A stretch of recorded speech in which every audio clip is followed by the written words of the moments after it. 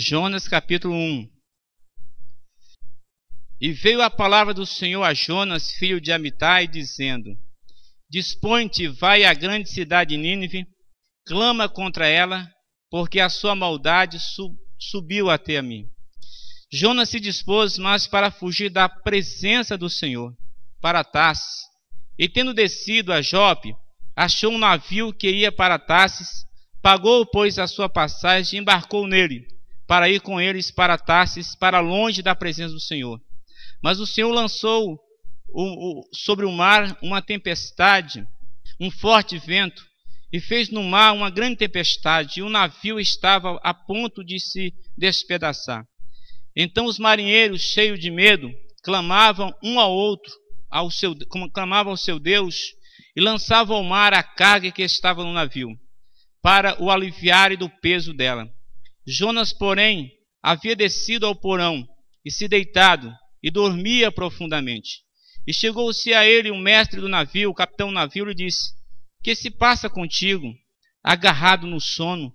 Levanta-te, invoca o teu Deus.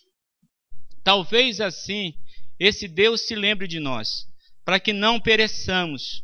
E diziam uns aos outros: Vinde e lancemos sorte, para que saibamos por causa de quem nos sobreveio esse mal. E lançaram sorte, e a sorte caiu sobre Jonas. Então lhe disseram: Declara-nos agora por causa de quem nos sobreveio este mal. Que ocupação é a tua? De onde vens? Qual é a tua terra? De que povo tu és? E ele respondeu: Sou hebreu, temo ao Senhor, o Deus do céu, que fez o mar e a terra. Jonas, filho de um homem chamado Amitai. Não se tem muito um histórico sobre Jonas, sobre a sua família. Então a Bíblia começa dizendo: Jonas, o Senhor enviou essa mensagem a Jonas, filho de um homem chamado Amitai. Falamos muito de Jonas nas nossas escolas dominicais. Você pode observar, a história de Jonas é falada exaustivamente nas classes de criança. E quando se fala em Jonas, tem ali uma baleia, e às vezes se cria até algumas brincadeiras com relação à história de Jonas. Parece que Jonas era aquele crente trapalhão. A gente tem ideia de Jonas, aquele camarada assim meio avoado, mas é uma história linda. Todos os anos os judeus, no dia da expiação, eles leem o livro de Jonas, um dos grandes pregadores do 3º século, se converteu lendo o livro de Jonas. Então o livro de Jonas não é só para crianças, mas é uma mensagem para adolescentes, jovens, adultos. É uma mensagem para a igreja. E aí Deus fala algumas lições a respeito da vida de Jonas. Quando o Senhor fala com ele: olha, vá à grande cidade de Nínive, uma cidade pecadora, uma cidade que estava na mira de Deus, porque a maldade desse povo chegou até os céus. Vou destruir vocês por causa de sua grande maldade. Seus pecados são tão horríveis que chegam até cheirar mal. E quando o pecado de uma nação começa a cheirar mal, provoca a ira de Deus. Lá nos céus, Deus fala assim: olha, eu vou dar um basta em tudo isso. Deus fez isso com Sodoma e Gomorra, e Deus vai fazer isso com esse mundo. Está chegando exatamente no limite. E Deus manda um profeta com uma mensagem, uma única mensagem: vá e fala com o povo de Nínive que eu vou destruí-los dentro em breve. E a mensagem de Jonas era simples. Ele devia chegar, andar pela cidade e dizer assim: preste atenção, dentro de 40 dias Nínive será destruída. Preste atenção. Dentro de 40 dias, Nínive será destruída. Você imagine bem, um homem pregar a mesma mensagem, pela manhã, à tarde, à noite, a mesma mensagem. Uma mensagem curtinha. Mas Jonas resolveu fugir de Deus. Diz a palavra que ele ficou com medo e preferiu fugir do Senhor. Meus irmãos, falar sobre fugir do Senhor, nós temos alguns exemplos de pessoas que fugiram. Nós temos o exemplo, Adão fugiu da presença do Senhor. Um dia o Senhor perguntou: Adão, aonde tu estás? Adão estava escondido. Ele disse: Senhor, eu ouvi a tua voz soar no jardim e tive medo. Teve medo de Deus. Ele não teve medo da serpente. Ele não teve medo do pecado. Ele disse: ouvi a tua voz e tive medo. Por isso, eu escondi. O salmista Davi, ele disse também que ele procurou fugir de Deus. Ele disse: para onde me irei do teu espírito? Ou para onde fugirei da tua face? Eu quero fugir de Deus. Eu quero fugir da Bíblia. Fugir do Espírito Santo. Fugir de Deus. Para onde me irei? Para onde fugirei? Se subir ao céu, lá tu estás. Se fizer no inferno a minha cama, eis que ali o Senhor vai estar também. Se tomar as asas da alva e se habitar na extremidade do mar, até ali a tua mão me guiará, a tua destra me sustentará. Eu posso fugir das pessoas, mas não há como eu fugir de Deus. Muitos de nós sofremos dessa síndrome da fuga, fugir de Deus. Você pode observar que quando estamos com um problema, não é fugir do pastor, não é fugir da igreja, é fugir de Deus. Porque aquele Deus que você vinha aqui e você adorava: Senhor, eu te amo, Senhor, eu te exalto, Senhor, eu te bendigo. Mas quando você toma uma direção diferente, você quer fugir de Deus. Aquela presença que trazia gozo, agora traz inquietação.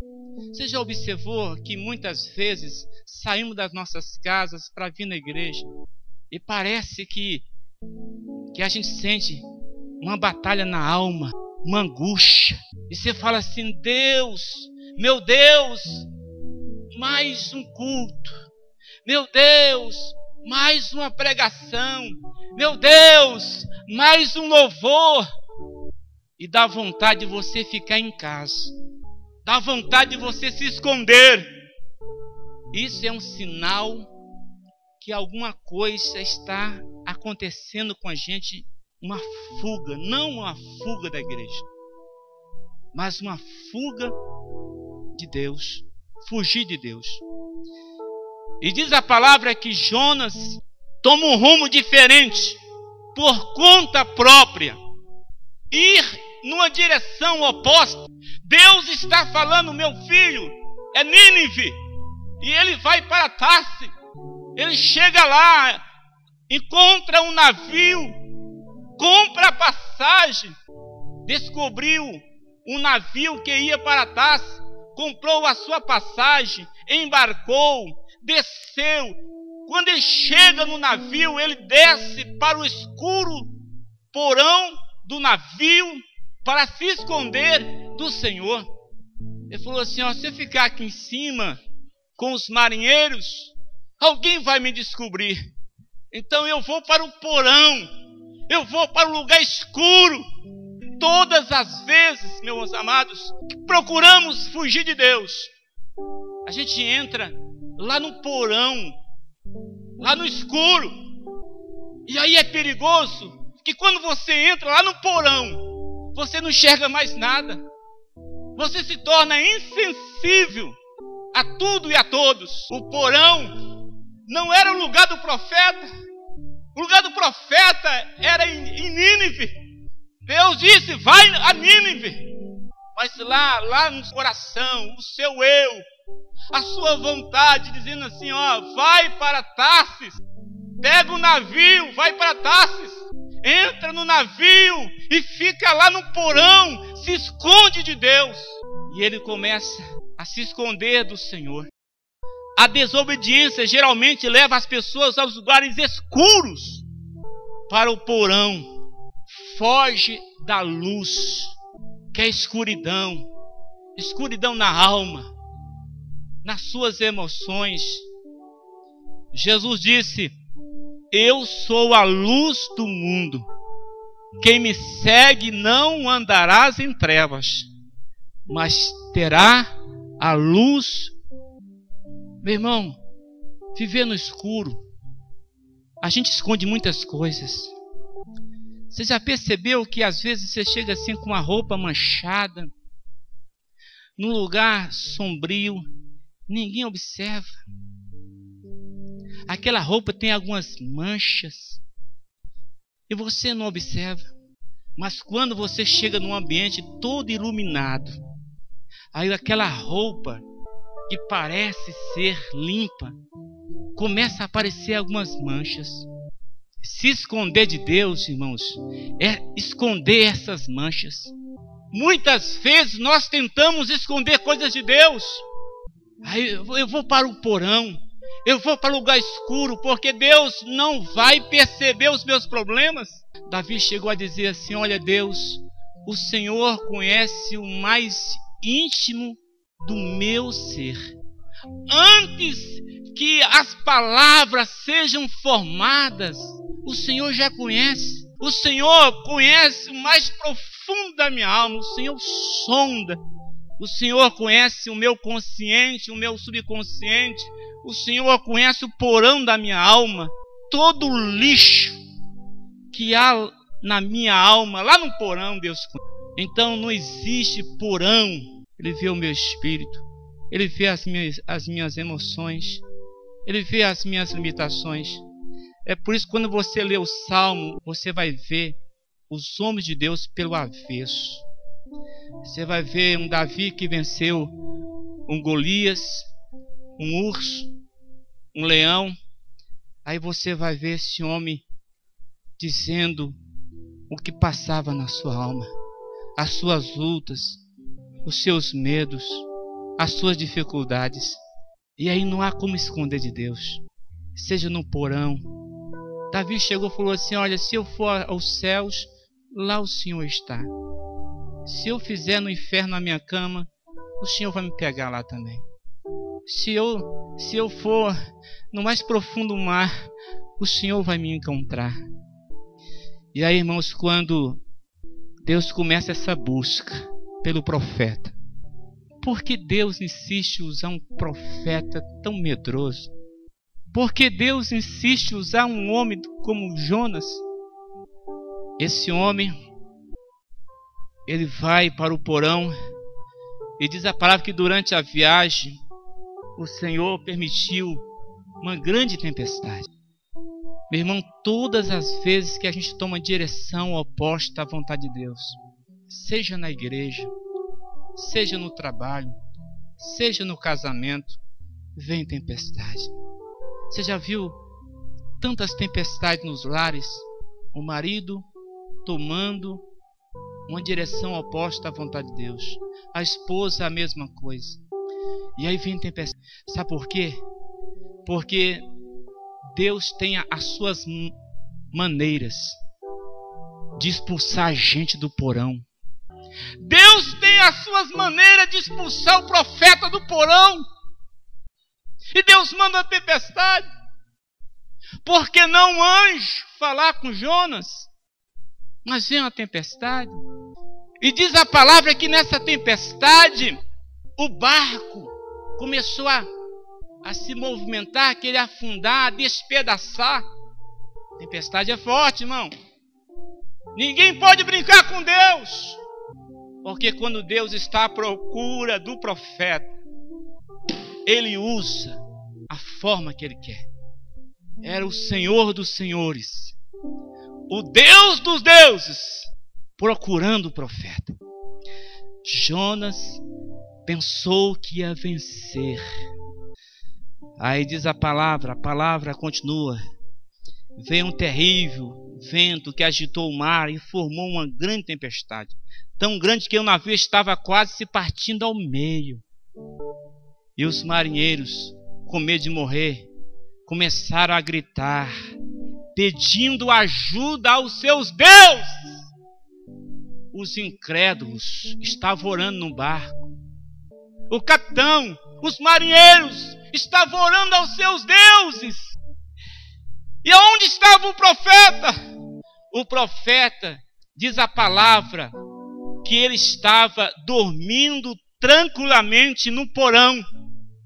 Nem a tempestade conseguiu acordar Jonas.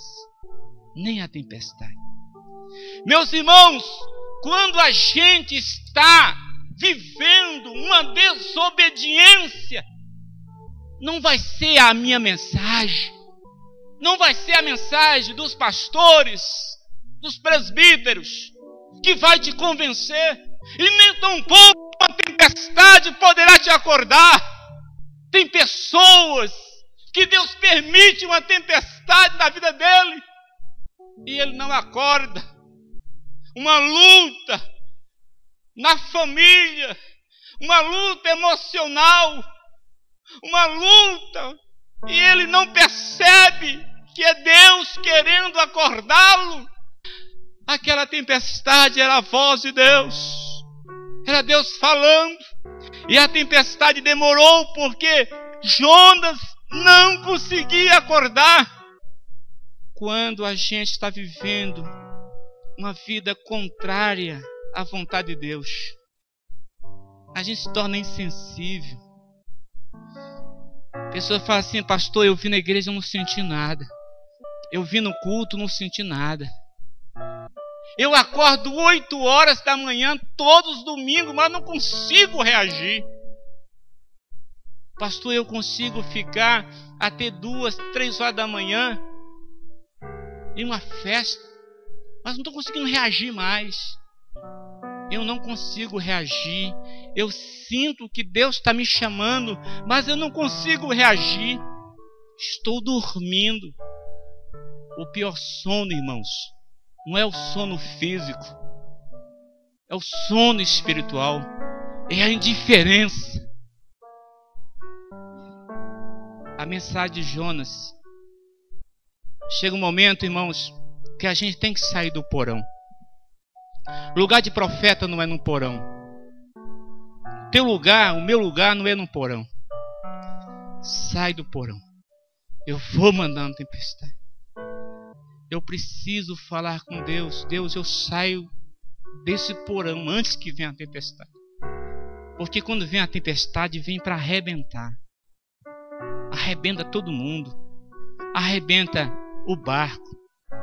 Arrebenta os marinheiros. Pessoa sofre sem ter culpa. Quando o pai ou a mãe está em desobediência, os filhos sofrem, porque está numa visão contrária à visão de Deus. Sai daí, Jonas. Sai desse lugar. E aí Deus permite que o capitão chegue lá. E o capitão chega. Jonas estava dormindo. Parece um tipo de pessoa que brinca com Deus. Sabe, tem crente que parece que brinca com Deus.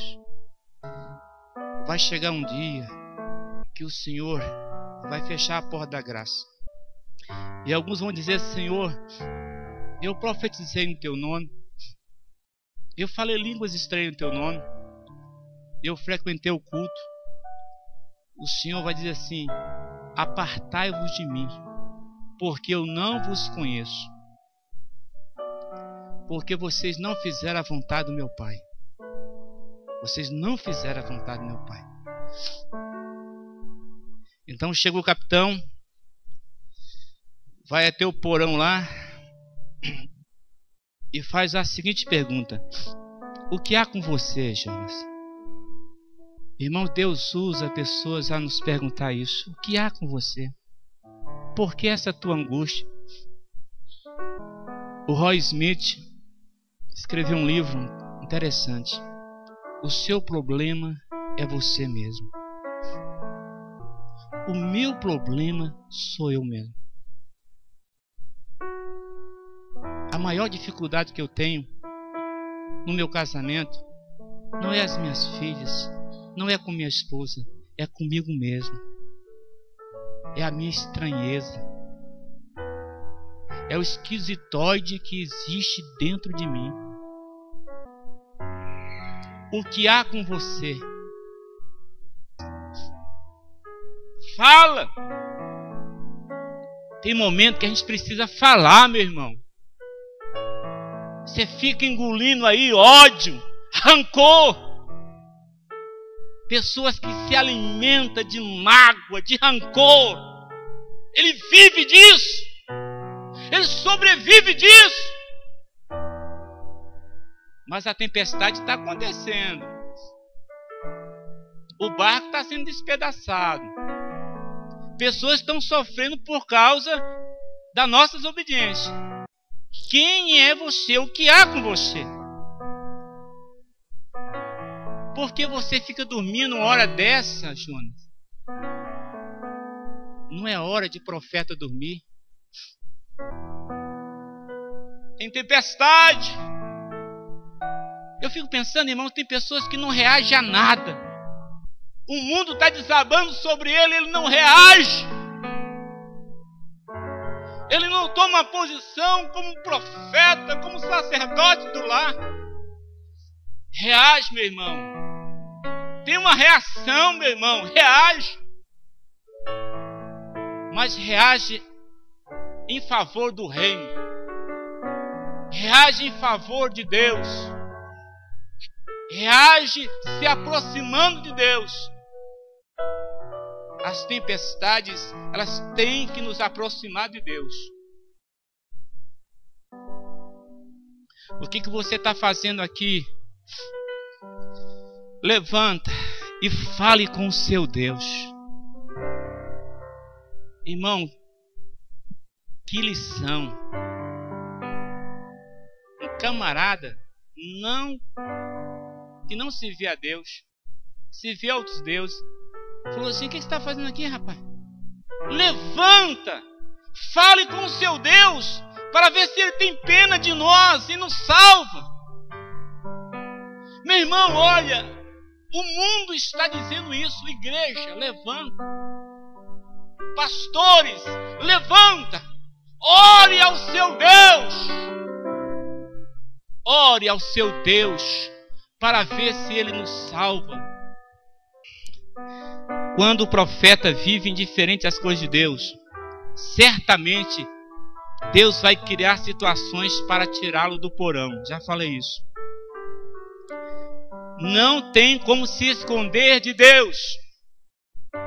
Enquanto isso, os marinheiros decidiram tirar sorte para ver o que havia ofendido aos deuses.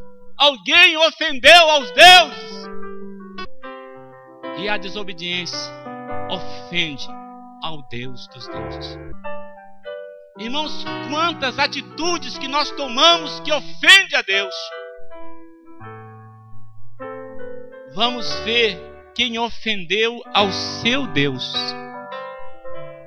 E lançaram sorte. E a sorte caiu sobre Jonas. Que cara o profeta ficou.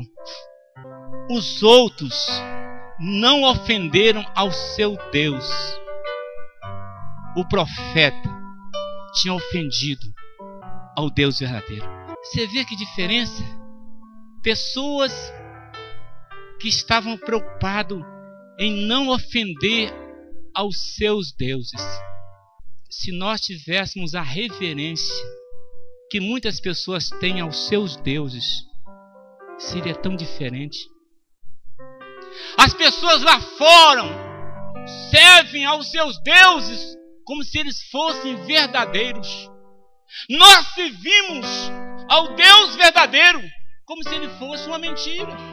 As pessoas vivem uma mentira como se fosse uma verdade. A gente vive a verdade como se fosse mentira.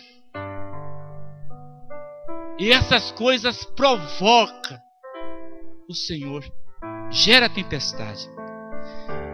A pergunta: o que é que você fez para provocar essa tempestade que está destruindo? As tempestades que acontecem na igreja, a gente fica procurando o culpado. Será o pastor? Será os pastores? Os presbíteros? O que você fez? Quem é você? Você está dormindo aqui? Quem é você? E ele fala, olha a resposta dele: eu sou judeu, adoro ao Senhor, o Deus do céu, que fez a terra e o mar. Quem é você? Qual a sua ocupação? De onde você é? De onde você vem? Qual a sua terra e a sua raça? Quem é você? Você é um profeta? Você é um servo? Membro da igreja? Quem é você? Define. Sou servo do Deus Altíssimo. As pessoas estão perguntando: quem é você? Sou judeu, Jonas respondeu. Adoro ao Deus, ao Senhor. Ele era judeu, mas ele não estava adorando o Senhor. Estava fugindo. Qual é a sua ocupação? Dormir. E aí Deus começa a apertar o cerco. Jonas respondeu: eu sou judeu. Então Jonas contou aos marinheiros que estava fugindo do Senhor. Aí sim, é verdade. Eu estou fugindo do Senhor. Aí, o que vamos fazer com você para parar essa tempestade? E Jonas falou assim: me jogue no mar. Eles tentavam, irmãos, tirar os pesos, né, as bagagens do navio, mas não conseguia. Você sabia que quando existe um processo de maldição na nossa vida, de desobediência, a gente fica tentando jogar, trazer leveza para a situação, e Deus fala assim: o peso é você, não é a bagagem, é você. A gente começa a eliminar coisas, elimina isso, elimina aquilo, e Deus fala: não, o peso está dentro de você, o que está pesando é o pecado, e o barco vai afundar. Mas Jonas confessou: eu estou fugindo do Senhor. Coisa mais linda na vida de um profeta é quando ele confessa: eu estou fugindo, eu estou ruim. Fala com Deus isso: Deus, eu preciso. Aí ela é jogada no mar. Diz a palavra que a tempestade parou quando Jonas... Mas Deus já estava lá, com a boca do peixe aberta, para dar uma carona a Jonas até a praia. Eu quero só parar no capítulo 1. Podia contar sobre o capítulo 2, o 3, lá em Nínive, quando ele sai pregando na rua. 3 dias caminhando na rua, se dizendo: dentro de 40 dias o Senhor vai destruir Nínive. E se converteu todo mundo. O rei se converteu. Tem alguns Jonas aqui? Vamos sair do porão nessa noite? Aí você fala: pastor, não, eu não sou Jonas. Talvez você não esteja no porão, mas você já descobriu um barquinho que vai direto para a taça, um barquinho que vai direto para o mundo. Você já está fazendo uma aliança com o inimigo. Você já percebe que aquilo que você fugia já está te atraindo. E aí tem todo um passo. Sente medo, vai até o porto, encontra o navio. Irmãos, olha, todas as vezes que nós queremos fugir da presença de Deus, o diabo dá carona. Eu não sei nem porque Jonas comprou aquela passagem. Você fala, não, eu te levo de graça. Você pode observar isso. Todas as vezes que nós estamos em crises, o diabo dá carona. Todas as vezes que nós estamos em crise no nosso casamento, o diabo dá carona. Só que a carona de Deus, que quando Deus dá carona, Deus deixa lá no centro da vontade dele. Quando o diabo dá carona, ele deixa a pessoa distante de Deus.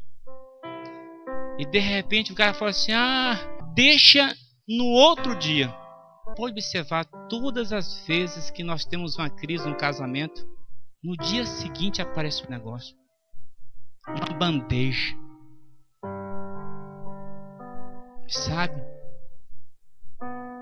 A árvore do bem e do mal fica boa. Fica bela aos olhos. Tão grave isso.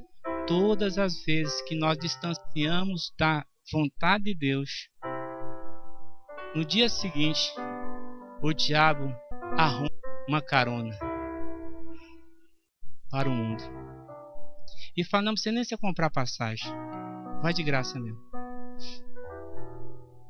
Eu acho melhor vir uma tempestade e Deus lançar a gente no mar e esperar com um peixe.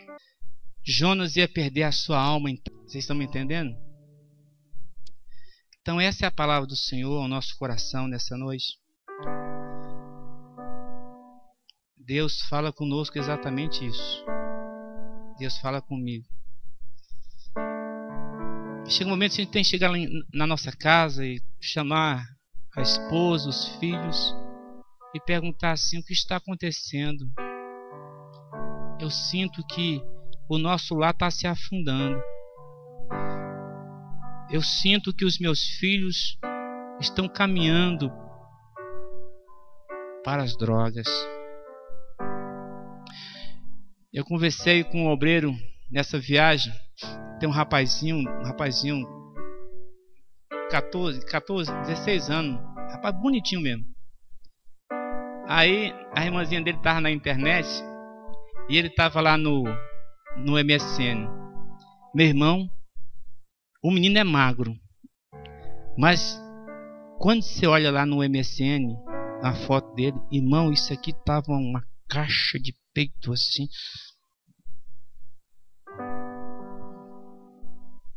Eu chamei o pastor, eu falei assim, olha, isso aí vira comida mesmo. O camarada bota uma foto dessa na internet, algo que aparece de gente querendo beliscar. É verdade. E a gente acha bonito. Foi, irmãos, isso é um perigo. Quando as crianças, os pais deixam as crianças. Eu estou falando para a gente não perder. Falando que está despedaçando às vezes o barco, a gente não percebe. Às vezes nossas filhas ficam lá com a perninha para de fora no Orkut. E aí fala assim, meu irmão, cuidado. Vem um bicho lá, bota uma mensagem, um pedófilo, um tarado, uma coisa assim. E aí a gente tem que ter cuidado com isso. E a gente tem que ver que parece que alguns barcos estão despedaçando. Porque a gente está indiferente lá no porão. Algumas coisas estão acontecendo na nossa vida, no nosso lar, e a gente não está percebendo. As minhas filhas estão crescendo, a Eva e a Andressa. Eu louvo a Deus pela esposa que eu tenho. Conversa com elas e tudo. Mas eu falei assim, sabe, eu viajei, mas me deu uma saudade da minha família. Dá um abraço. Eu chorava. Rapaz, eu ensaiei tantas frases para me falar com a Eva, com a Isabela e com a Andressa. Até com o Nick. Mas, irmão, ela não sabe, vou falar agora. Ela tá nem agora. Eu chorava. E quando eu lembrava da minha família, eu comecei a chorar assim, rapaz, no avião, assim. Eu vou explicar para os irmãos. Eu fui de ônibus, não aguentei e voltei de avião. Quase o mesmo preço da passagem. Mas, irmão, eu comecei a chorar. Falei assim, rapaz, me deu uma saudade da minha família. Eu falei assim com o Bel, falei, Bel, vamos fazer um dia uma terapia dos 3 minutos do abraço? Pegar a Isabela assim, a Eva e a Andressa, ficar abraçadinha assim. Só passar uma mensagem boa para os nossos filhos. Aí eu falo assim, meu Deus, eu tenho que acordar. As minhas filhas estão crescendo. E a gente sabe lidar com o nosso filho quando é pequeno, né? Aí vai crescendo, a gente, quando ele percebe, perde o contato, o vínculo. Senhor, me ajude a acordar desse sono da indiferença. Me ajude a acordar. Acordar enquanto a tempestade não vem e arrebenta com tudo. Você tem um caso, talvez você tenha uma história para contar. Fala assim, Senhor, me ajuda a acordar enquanto a tempestade não chegue no meu lar, na minha vida. Então vamos parar por aqui. Eu queria que você viesse aqui na frente, nós vamos orar. Se pudesse vir todo mundo aqui, e falar assim, quem precisa? Depois da mensagem dessa, se você não precisar, meu irmão, eu acho que já pode ir para o céu, viu? Já pode ser arrebatado.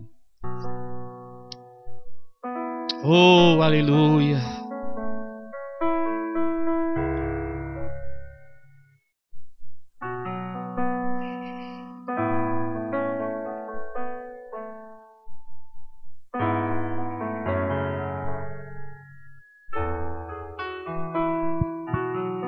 Deus está fazendo algumas perguntas para a gente nessa noite. Deus está perguntando assim, por que você está fugindo? Você está fugindo de mim. Deus está falando assim, pare com essa brincadeira.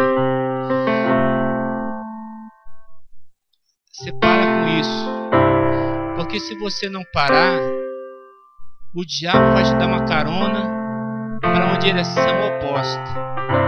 O diabo vai dar carona aos filhos para uma direção oposta. Aí Deus está falando assim, sai do porão, sai dessa escuridão. Não adianta você esconder os teus pecados de mim, porque eu estou vendo todos eles. Eu estou vendo você no porão. Comece a falar com o Senhor, meu irmão. Eu queria que os pastores, presbíteros, colocassem as mãos sobre os irmãos e fossem orando.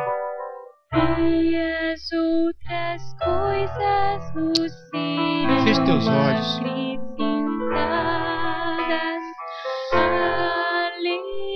Aleluia, aleluia. Buscai primeiro o reino de Deus. Se você puder visualizar essa história, Jonas lá no porão do navio, indiferente